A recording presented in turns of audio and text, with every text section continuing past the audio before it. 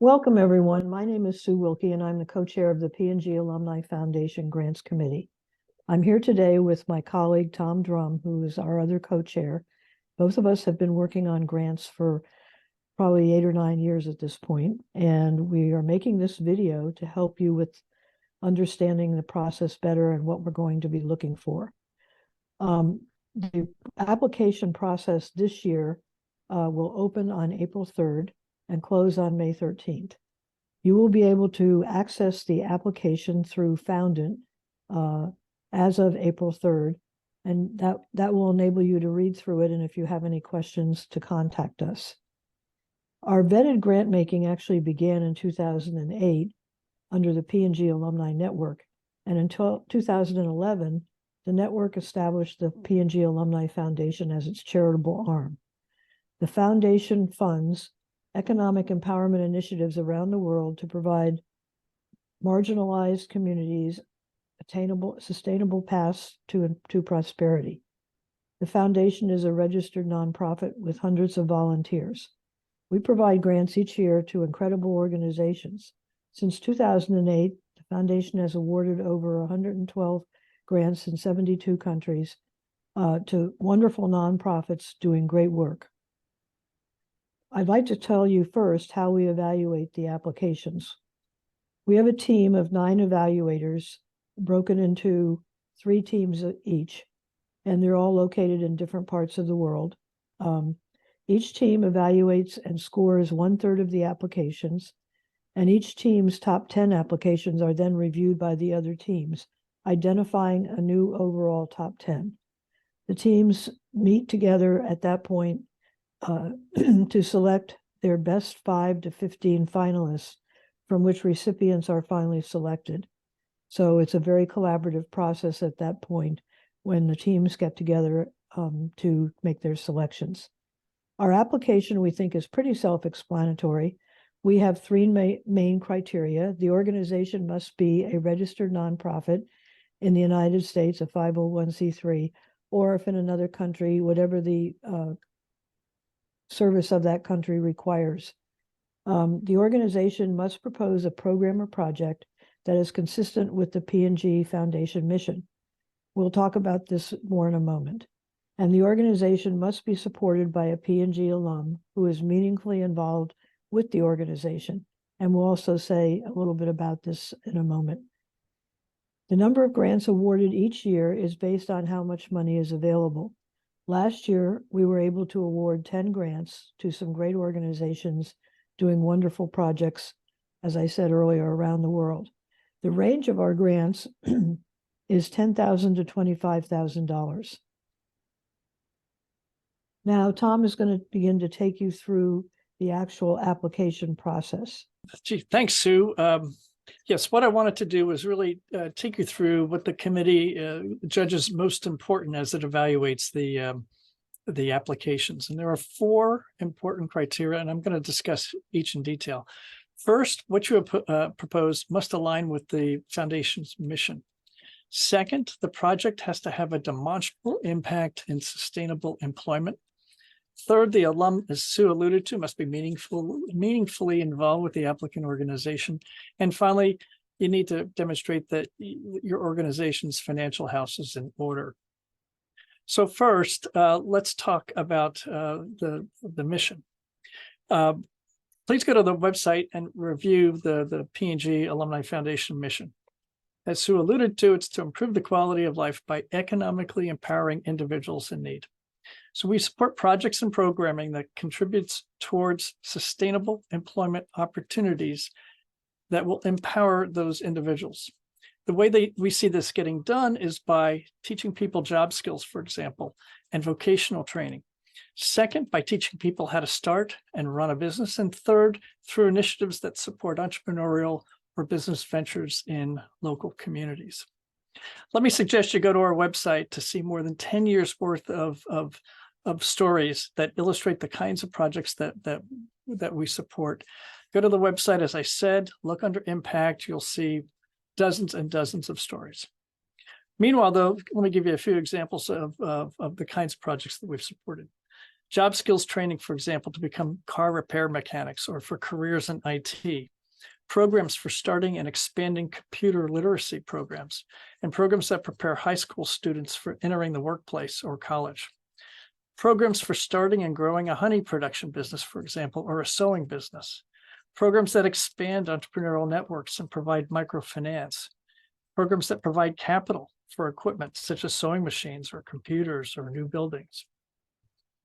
The second thing the committee is going to review is that the program that you're proposing has measurable impact. We'll ask you to estimate the number of jobs created, individuals trained, new ventures started, number of family and community members impacted, and any microfinance if that's provided if it in fact applies. Because of your proposed project by the end of the 1-year period. On this point, we know that some projects you propose will spread over several years. We ask you, though, to cite the specific number of jobs or trainings in the year of the grant. You will be separately able to tell us of further impact over multiple years if that applies. Finally, let's talk about how you measure the impact because that's relevant. Some of you might have formal, maybe even online processes for actually measuring the impact. Others of you might have more informal systems. Whatever your approach, it's important for us to have some kind, for you to have some kind of a process for measuring the impact of your work. You'll see a question in the application that refers, that requests this information. Third, the alum must be involved with the organization, and Sue has already alluded to this. Let's just once again clarify what a P&G alumni is, and that is a person who's been employed by Procter & Gamble anywhere in the world for any period of time. To qualify as a project sponsor or what we call a grant champion, the alum must be actively and meaningfully involved with the organization for at least 1 year. Meaningfully involved includes volunteering in some regular capacity, maybe being on the organization's board or one of the organization's committees, being a fundraiser, being a trainer, providing some kind of technical assistance. The point is we're looking to support organizations with an alum who's engaged with the organization. The alum must have sufficient involvement to provide a strong letter of support. A good letter of support could include the following elements. Maybe an introductory paragraph that briefly describes the organization's mission and how or why the alum got involved. Second paragraph providing a description of their involvement. Third paragraph that briefly outlines why the project being proposed is worth the foundation's consideration and support. And fourth, if available, telling a story about your personal experience. Sue, let me turn it over to you to talk about the financial aspects. Thanks, Tom, for clarifying those points. And the last point that we want to talk about is, of course, finances. We need to make sure that any recipient of our grants has a financial house that's in order. So we will be asking you to provide 2 years of income statements and balance sheets. Lots of applicants miss this in the process. The reports don't need to be audited, but they must be converted to US dollars if in another currency. This section is important for 2 reasons. One is we want to ensure that your organization is fiscally solvent. And secondly, that the organization has sufficient reporting processes. We also want to understand that how the project is being funded. In other words, are there other funders who are supporting your project? We'd like to know who they are. And we prefer not to be the sole funder of a program. We will ask you to identify who the other funders are if you have them. This doesn't mean that we will rule anybody out because they are a sole funder, but it would be helpful to know that you're looking for other funds for this particular project. Third, we do ask for a budget that covers major project expenses, and an example is provided in the application of how to do that. Having said all of this, we're going to turn next to some frequently asked questions, and I think Tom is going to start with that. One of the first questions we oftentimes get is, what if the mission of my organization is much broader than that of the Procter & Gamble Alumni Foundation's mission? We oftentimes see that, in fact, organizations have broad social mandates and offer services beyond the scope of what our mission is. What's important to us, though, is that the work that you do to drive economic prosperity is at least within your mandate. Most important to us is that the project or program for which you're seeking funding is focused on economic prosperity, such as employment, job or business creation training, providing microloans, etc. Another question is, does it matter if the project is new or existing? Frankly, projects may be either new or existing and may have been going on for a while. We would ask you, though, that you narrow the scope and or timing of what these larger projects are to the impact that you're going to be delivering in the 1 year that our grant is being used. Another frequently asked question is, does the size of the applicant organization matter? We usually fund a mix of large and small. We like smaller organizations where the impact of our $10,000 to $25,000 awards can be more effectively demonstrated. But if you are a larger organization, define a project and or narrow the scope of the larger project to isolate the work and demonstrate the effect of the award. This is an important point. And if you look at our past awardees, you will see that there is a good mix of large and small organizations. Another question is, what kind of due diligence is involved? Yes, due diligence does happen, and our our partners are performing charitable work in a transparent and accountable manner while making registration requirements with local governments. U.S. nonprofits are vetted through GuideStar. International organizations are vetted by CAF America International through the Greater Cincinnati Foundation. And when will I hear results? Our target is to be able to inform all of our recipients in November, and with the idea being that the project would probably commence the following January. One of the questions we oftentimes get is, if I have applied previously and not received a grant, should I apply again? And the answer is absolutely, and we encourage you to do so. Your application is reviewed by the committee on a comparative basis and relative to the batch of applications we get in each and every year.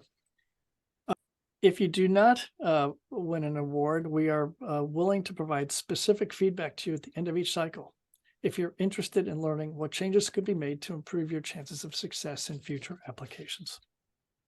Another question we oftentimes get is, do you make grants to religious organizations?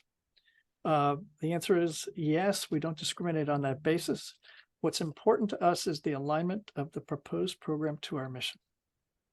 I would like, as you said, as Tom suggested earlier, it would be a good idea before you start filling out the application to consult the foundation's website and look at some of the examples of prior projects so you better understand the kinds of programs and projects that we have funded.